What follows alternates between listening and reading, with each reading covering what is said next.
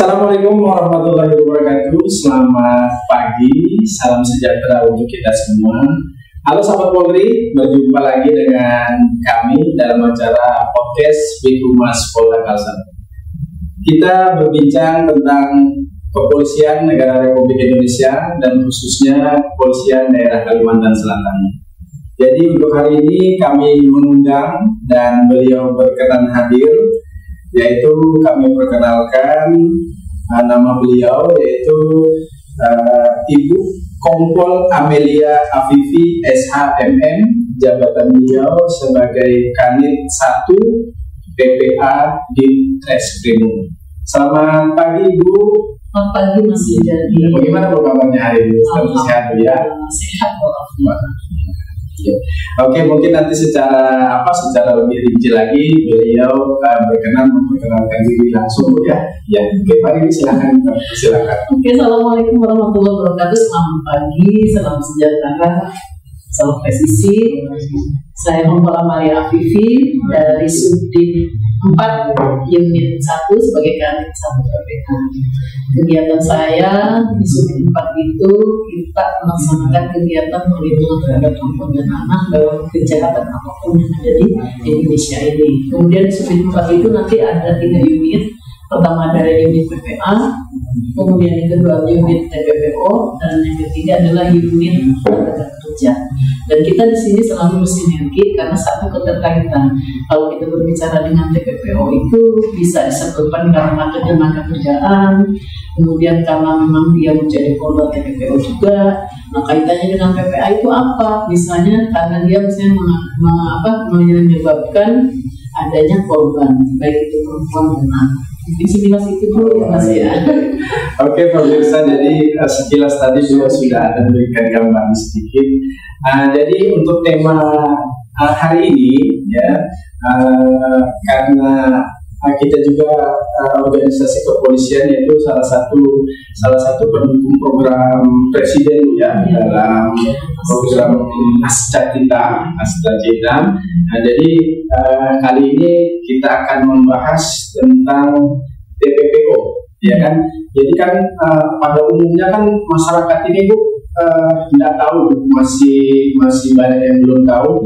Tahunya tugas polisi ini ya sama semua, ya kan, rata semua. Kebanyakan masyarakat kita masih belum tahu apa itu TPPO itu apa, ya kan, seperti apa. Kebanyakan masyarakat kita masih belum tahu. Jadi di kesempatan kali ini yang pertama kami ucapkan terima kasih Ibu berkenan hadir, ya kan, memberikan informasi, memberikan inspirasi buat para penonton podcast Bid Humas Kalsel. Oke, ya amin. Jadi mungkin kita langsung ke sambil ngobrol santai aja Bu ya. Nggak ada ngopinya ya. Tapi kalau ada ngopinya pun mohon maaf, hari ini saya lagi puas. Oh, luar biasa. Iya, betul, lebih santai lagi. Oke, mungkin di awal yang harus kita ketahui itu TPPO itu apa sih? Ya kan, karena masih banyak masyarakat kita yang mungkin agak asing nih, ya kan, agak asing dengar TPPO ini apa, ya kan? Oh, ternyata polisi ini ada kerjanya di bidang TPPO, ya kan? Jadi mungkin yang bisa dijelaskan di awal mungkin itu Bu bisa disampaikan. Oke. Baik Mas Jami, kalau misalnya kita berbicara dengan TPPO, kita harus tahu dulu kan apa sih singkatan TPPO? Ya. Karena kita kalau bisa berbicara pada masyarakat, bilang TPPO itu binatang apa gitu. Iya. Jadi TPPO itu adalah tindak pidana perdagangan orang atau trafficking. Nah, kita tahu kalau trafficking ini di sini adalah kejahatan yang sangat terorganisir. Ya, yang melibatkan itu terjadinya eksploitasi kepada siapa sih? Kebanyakan ya, kepada perempuan dan anak. Tapi kepada laki-laki itu banyak, karena dalam namanya eksploitasi itu biasanya dia bisa menggunakan karena kekuatan tenaganya, kemudian keahliannya, keterampilannya, kemudian dieksploitasinya dia secara ekonomi. Ya, kalau misalnya kita dengar di sana tuh eksploitasi, misalnya ada seseorang dia dipekerjakan tetapi dia tidak dibayar. Gitu. Dia hanya diambil ekonominya saja, diambil aja hasilnya, tapi dia tidak mendapatkan. Itu sudah salah satu bentuk. Dan ancamannya juga cukup lumayan, Mas. 15 tahun atau seumur hidup itu dalam KUHP.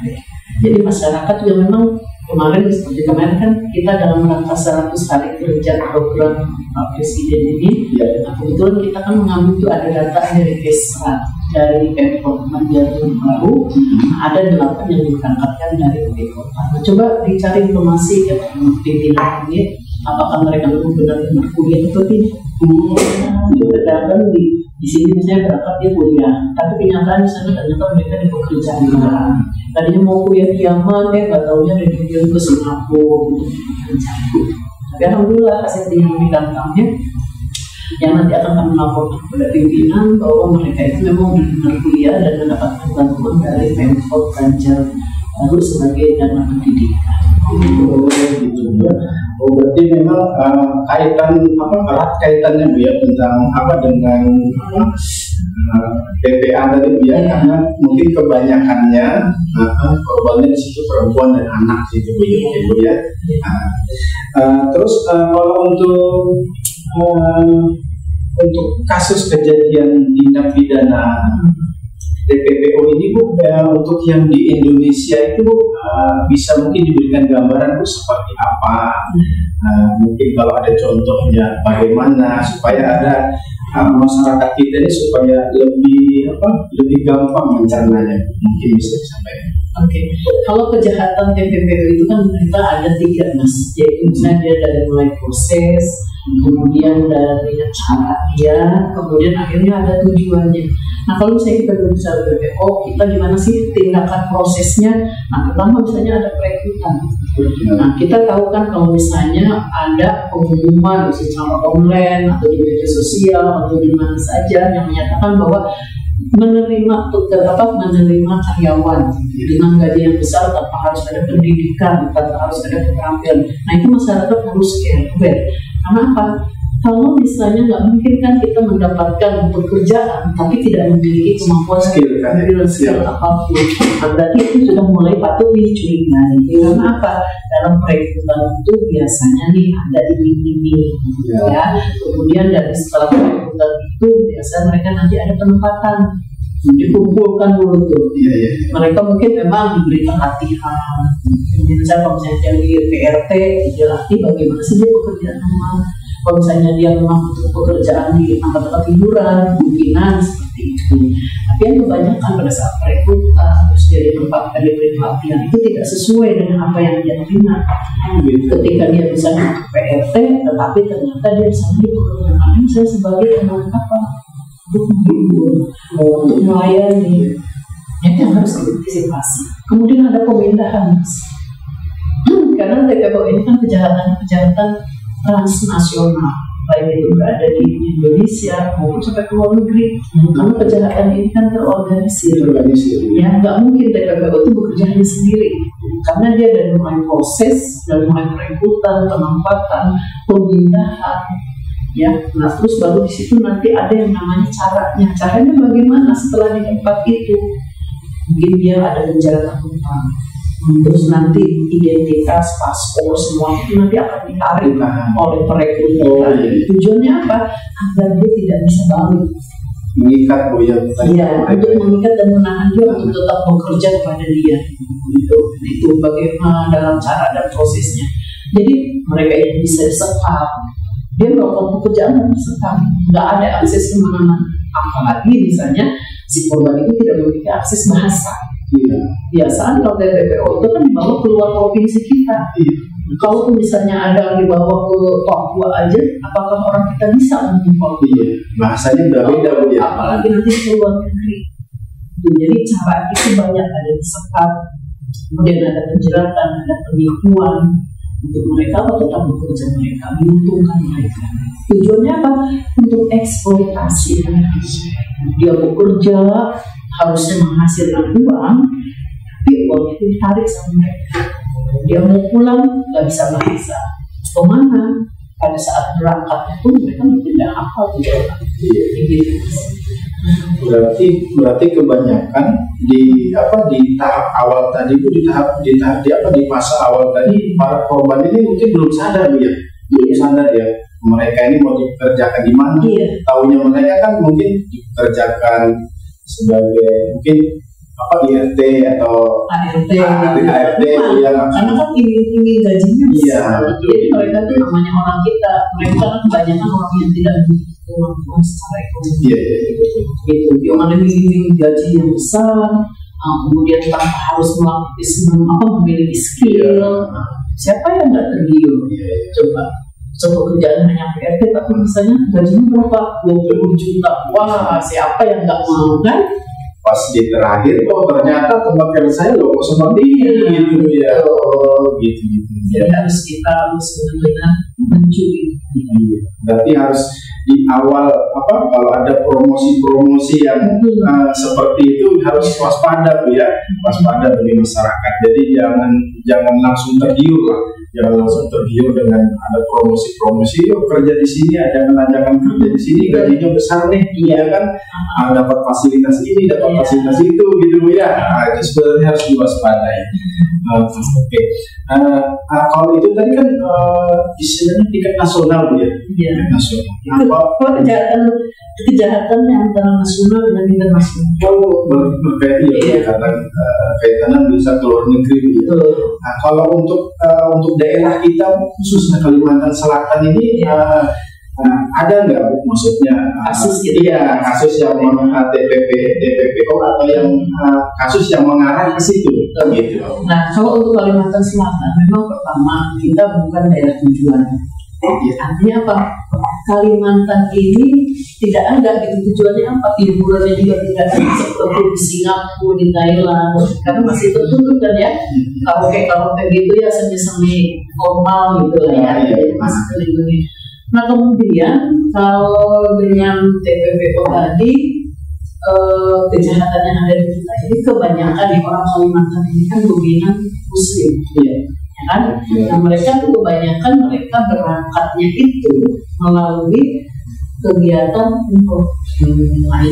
Nah tapi alhamdulillah selama ini memang tidak ada. Walaupun misalnya ada orang yang berangkat umroh terus tiba-tiba dia di sana tadi menetap karena ada saudaranya, rekomendasi dari orang saudaranya. Padahal kan kalau namanya kunjungan umroh itu visanya paling lama itu 3 bulan.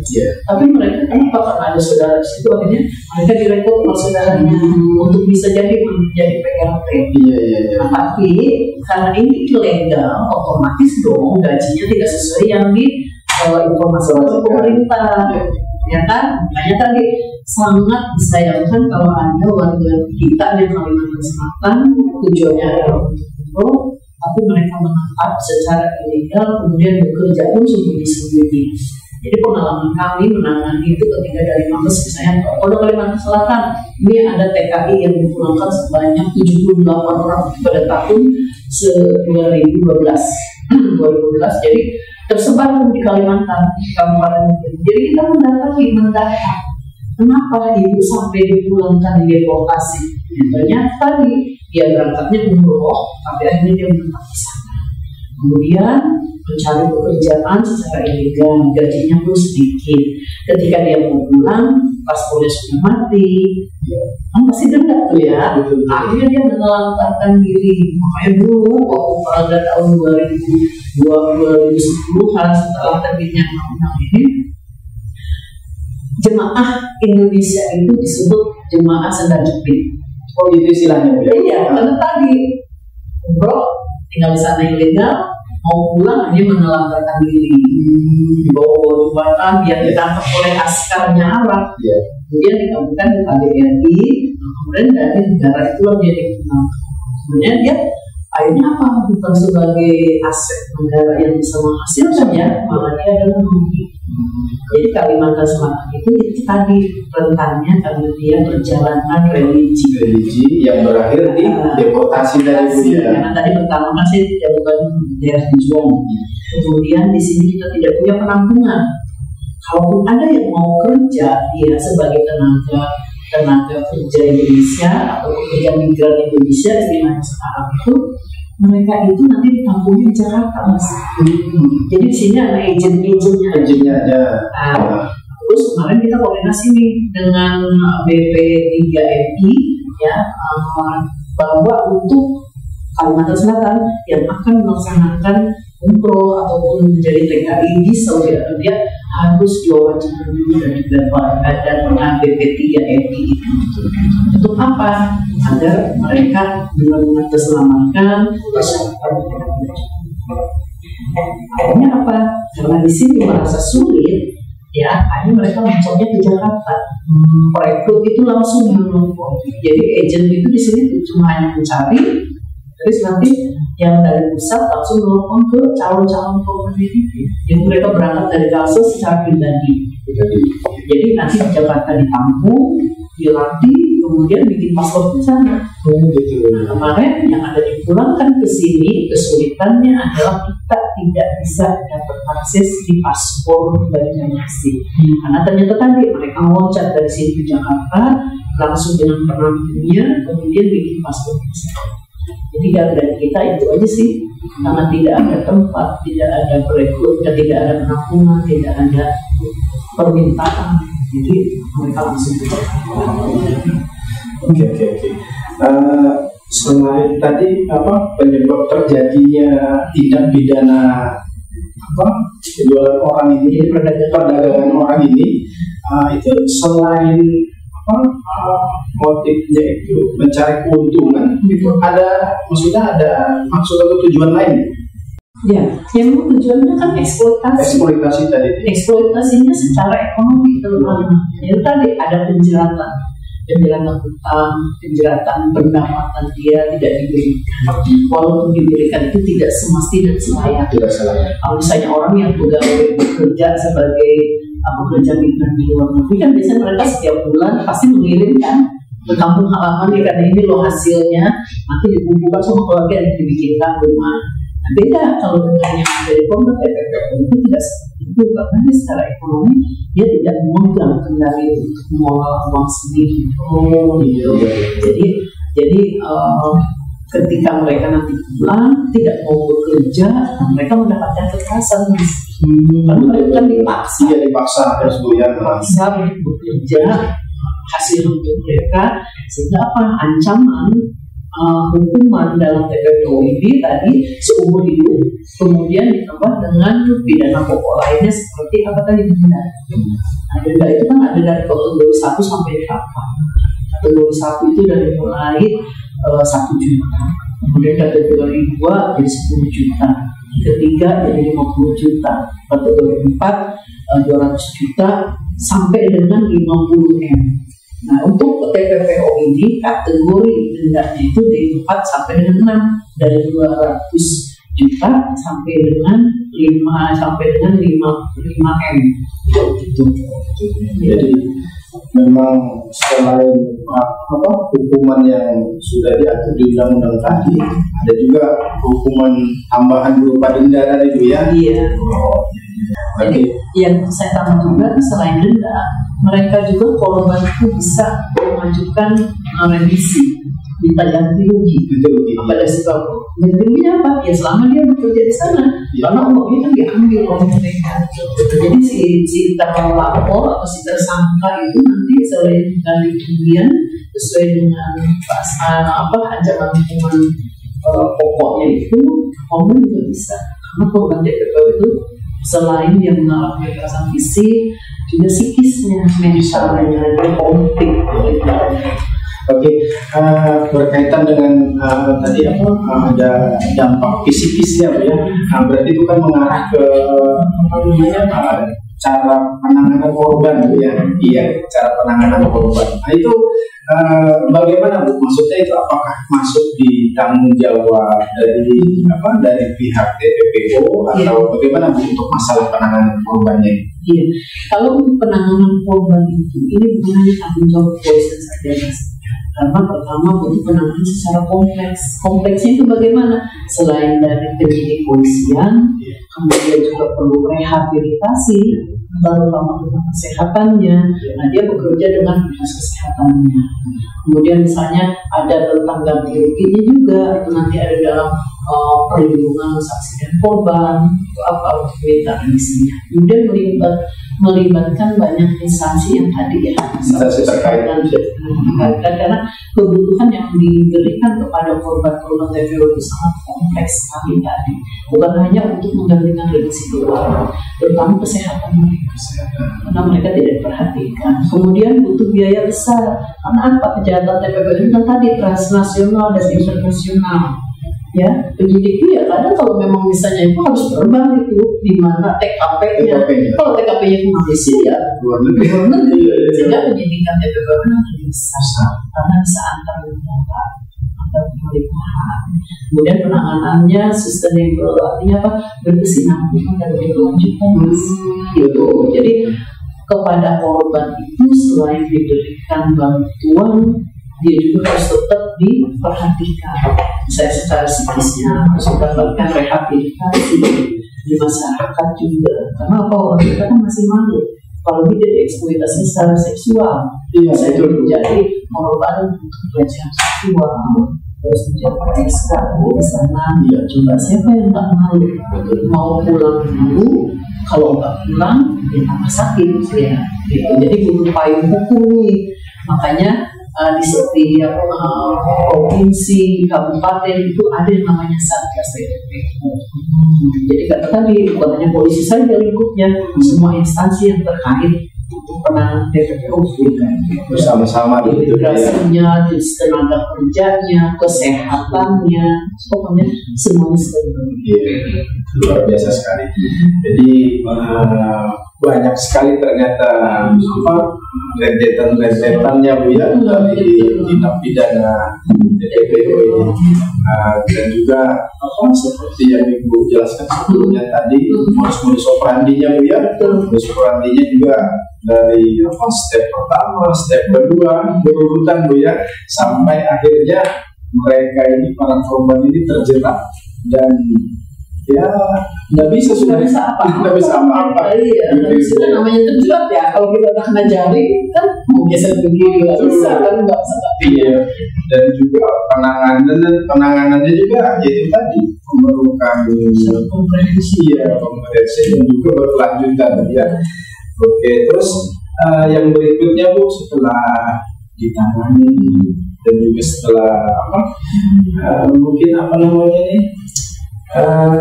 pastikan kita dalam melaksanakan tugas itu pasti ada rintangan, hambatan ya. Mungkin bisa disampaikan atau dijelaskan mungkin hambatannya di bidang TPO ini seperti apa sih ya kan? Mungkin bisa disampaikan itu. Ya, pertama itu biasanya dalam sistem pendataan. Karena TPO itu biasanya ketika kita mendapatkan informasi nih, kita itu data black. Misalnya dia tahunya berasal dari Kalimantan Selatan. Dari korban. Kalau misalnya dia kita akses punya KTP gampang, ya kita kan tinggal aktif saja. Tapi kalau sudah tadi karena semua identitas itu diberikan, sehingga misalnya seperti KTP, paspor, kelahiran, keluar itu berbeda sita semua. Makanya mereka itu ya bekerja itu tidak dimiliki dengan identitas sendiri. Kemudian korban itu sudah lapor, Mas, kalau misalnya korban TPO tadi ngomong tapi mereka yang menjadi korban kekerasan seksual tadi pulang ke kampung, saya dari pemangkuan secara seksnya oleh para pelaku, jadi inilah yang perlu harus diberikan penguatan kepada masyarakat bahwa mereka yang sudah menjadi korban TPO itu harusnya dirangkul, dikuatkan ya, agar apa mereka juga bisa kembali lagi pulih seperti semula. Nah, kemudian korban itu tidak tahu identitas pelaku karena tadi bergantian ya, dari mulai perekrutan orang misalnya masih dijami, berikutnya ada di penempatan ada masuk KPA, kemudian beda lagi, sehingga mereka tuh tidak memiliki akses untuk mengetahui identitas pelaku, sehingga kita susah.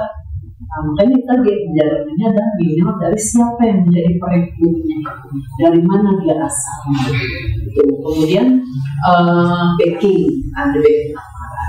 Ini mudah-mudahan sih kita sih tidak pasti ada oknum lah ya yang ingin meraih keuntungan bekerjasama dengan para pelaku TPPO. Kemudian alamat PTKS-nya yang ada di kita ini, alhamdulillah sekarang sudah gampang. Jadi ketika saya kemarin minta data, mana sih orang yang ini yang terindikasi ini, keluarkan kasih. Gitu. Jadi untuk yang hambatan-hambatan dalam TPPO ini, TKP-nya juga sampai di luar negeri. Ya, proses birokrasinya juga Bu ya. Nanti insya Allah ketika kita ada G2G bekerjasama antara pemerintah, polis ke polis, itu bisa akan mendapatkan kemudahan. Karena jaringan-jaringan TPPO ini kan dari melalui perbatasan-perbatasan gitu loh Mas. Di awalnya mereka kan berangkatnya ada yang memang secara resmi. Kalau TPPO itu beda dengan smuggling ya, atau penyelundupan. TPPO itu berangkatnya ilegal, paspor punya apa, tapi ketika dia di tempat tujuan, nah itu semua dirampas. Ya. Kemudian tidak lengkapnya alat bukti maupun petunjuk. Nah ini tadi si korban tidak memiliki identitas tentang si pelaku, tidak hafal. Kemudian biasanya korban juga tidak tahu persis identitas pelaku. Kemudian korban tidak kooperatif. Artinya apa? Kita dekati mereka, padahal kita menjadikan penolongnya. Selain menolong karena malu tadi. Gitu. Terus tadi karena tidak memiliki akses siapa sih pelakunya, tadi bingung dia sendiri. Karena memang secara mental, psikis mereka juga terganggu. Makanya tadi harus ada pemulihan biar kembali semula. Korban takut kepada ancaman pelaku, karena tadi ada penjeratan. Ya, jadi kalau misalnya kamu nggak mau kerja, saya akan umumkan kamu jawab kamu di sini bekerja bukan sebagai ART misalnya, tapi kamu di sini menjadi pelacur. Itu juga kan membuat si korban itu akhirnya apa? Kejerat lagi gitu Mas ya. Dari Polda Kalsel mungkin ada pusat layanan aduan, mungkin masyarakat ada yang dengar, ya mungkin ada yang tahu informasi. Nah itu untuk menyampaikan itu ada pusat layanannya atau gimana? Kalau selama ini kita memang pusat layanan memang kita selalu memberikan informasi melalui penyuluhan, sosialisasi kepada masyarakat bahwa ada kejadian tindak pidana sekecil apapun, silakan segera menghubungi polisi terdekat. Terus kita ada bekerjasama dengan PPTD, Unit Pelayanan Terpadu PPA, pelayanan terhadap perempuan dan anak. Itu adanya di Badan Pemberdayaan Perempuan dan Perlindungan Anak yang ada di provinsi dan kabupaten. Itu kita sudah bekerjasama. Kalau misalnya mereka masyarakat, mereka sama bencana juga seperti kita sosialisasinya. Jadi kalau misalnya mereka juga mendapatkan laporan dari masyarakat, mereka juga bisa menerima laporan itu kemudian langsung dia bekerjasama dengan kita. Begitu juga kita ketika mendapatkan laporan, kita memerlukan visum et repertum, tenaga psikologi, kita bekerja dengan PPD. Mereka ada semuanya itu, memfasilitasi. Jadi kepada masyarakat, silakan minimal adalah menghubungi polisi terdekat. Apalagi sekarang ada Babin Kamtibmas. Iya, betul. Nah, Babin Kamtibmas itu yang selalu kita berikan informasi kepada masyarakat agar mereka lebih dekat. Karena mereka ada ujung tombaknya. Iya. Ya, jadi tombak yang jauh tidak jatuh pun mereka harus tahu. Harus tahu di sebelah bagian penting mana dan bisa. Jadi diharapkan para Babin Kamtibmas juga harus dekat dengan masyarakat. Jadi kalau misalnya masyarakat ada apa-apa, mereka langsung lapor ke Babin Kamtibmas. Kalau Babin Kamtibmas tidak bisa menyelesaikan kesalahan yang ada di lingkungannya, lapor ke kepolisian yang ke ilmu dia untuk bisa ditangani. Apalagi misalnya terkait dengan tindak pidana. Ya kan mungkin siapa tahu di masyarakat kan ada keluarganya atau sanak familinya yang tadinya tujuannya bekerja situ, tapi sudah dalam beberapa bulan atau sudah hampir setahun tidak ada kabar informasi kan, itu sudah harus patut dicurigai ya, patut dicurigai. Ya, makanya kan yang tadi saya bilang yang pertama bahwa saya sedang menyelidiki Pemkotnya memberangkatkan dengan dalih memberikan bantuan pendidikan. Masalah kita ketemu dengan keluarganya, alhamdulillah mereka memang benar-benar kuliah. Dan mereka memang pengen target 4 tahun itu bisa cepat selesai. Dan bagusnya rekrutan dari rekrutmen juga apa?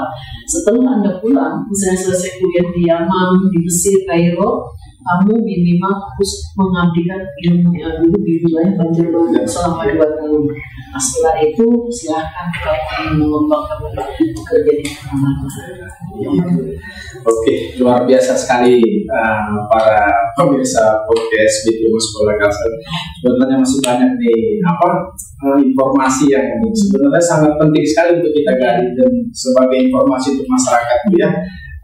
Mungkin yang terakhir ini mungkin pesan dari kepolisian Polda Kalsel khususnya di bidang TPPO ini kepada masyarakat, mungkin ada yang mau disampaikan atau ada mungkin yang sudah diwanti-wanti seperti apa dan bagaimana bisa. Baik. Para pemirsa sekalian, bahwa untuk kejahatan TPPO ini memang harus memiliki strategi umum ya, di bidang kepolisian. Kemudian perlu ada penanganan yang komprehensif, serius. Harus perlu ada juga penjabaran kerja khusus TPPO, makanya ada satgas tadi. Kemudian membangun strategi anti perdagangan orang. Caranya bagaimana? Pertama kita melakukan giat preventif. Apa tuh? Kita melakukan pencegahan praknya ya, Pak, sebelum kejadian penyuluhan. Kita memberikan materi kepada Babin Kamtibmas untuk menginformasikan kepada masyarakatnya. Terus membangun unit PPA. Nah ini Mas, unit PPA ini mungkin sekarang sedang digodok Mas. Ada tambahan, kita akan menjadi tindak pidana ya perlindungan terhadap perempuan dan anak.